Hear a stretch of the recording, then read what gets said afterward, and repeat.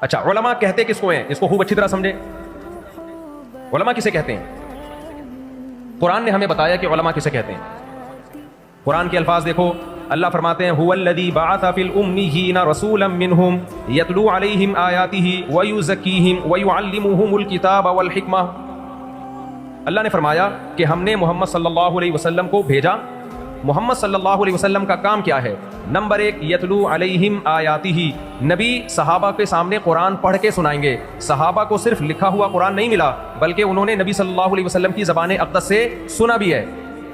پھر تابعین نے اس قرآن کو سنا صحابہ سے, تبع تابعین نے کس سے سنا؟ تابعین سے. یہ سلسلہ سینہ بسینہ صدیوں تک آج تک چلا آ رہا ہے. اگر کوئی قاری کہے کہ میں نے کسی استاد سے نہیں پڑھا, میں نے ڈائریکٹ قرآن پڑھ کے تجوید سیکھی ہے, اس قاری کا پڑھا ہوا معتبر ہوگا؟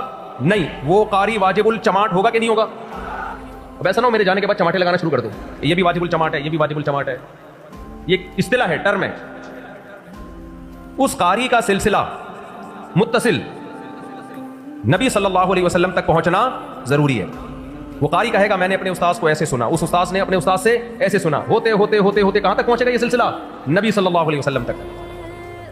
اللہ نے اپنے نبی کے ذمہ دوسرا کام کیا لگایا؟ وَيُعَلِّمُهُمُ الْكِتَابَ. نبی صلی اللہ علیہ وسلم صحابہ کو کتاب پڑھائیں گے بھی اور سکھائیں گے بھی.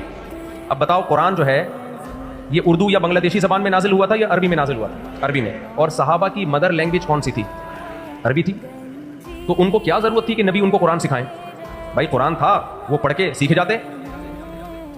ان کے لیے تو آسان تھا نا. آج بہت سے لوگ کہتے ہیں ہم نے کسی استاد سے نہیں پڑھا دین کا علم, ہم نے کتابیں پڑھ کے خود علم حاصل کیا ہے, خود کتابوں سے ہم نے ڈائریکٹ سیکھا ہے.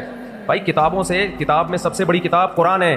قرآن کہہ رہے صحابہ ڈائریکٹ قرآن سے نہیں سیکھیں گے, بلکہ ان کو سکھائیں گے محمد صلی اللہ علیہ وسلم. اگر محمد صلی اللہ علیہ وسلم صرف کتاب دے کے چلے جاتے, قرآن سکھاتے نہیں, تو کیا صحابہ کو قرآن آ جاتا؟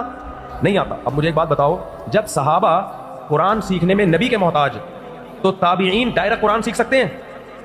یقیناً وہ صحابہ کے محتاج. پھر تبع تابعین کس کے محتاج؟ تابعین کے. تو ہمارا جو قرآن کا سلسلہ ہے دینی مدرسوں میں جو ہم تفسیر پڑھتے ہیں پڑھاتے ہیں, یہ سلسلہ بھی استاذ در استاذ در استاذ, ٹیچر در ٹیچر ہوتے ہوتے کہاں تک پہنچتا ہے؟ نبی صلی اللہ علیہ وسلم تک. جس شخص کا یہ سلسلہ نبی تک نہ پہنچے, اس کا قرآن کی تفسیر کرنا اور لوگوں کو سمجھانا وہ قابل اعتبار نہیں ہے, اور ایسا شخص واجب الجماعت.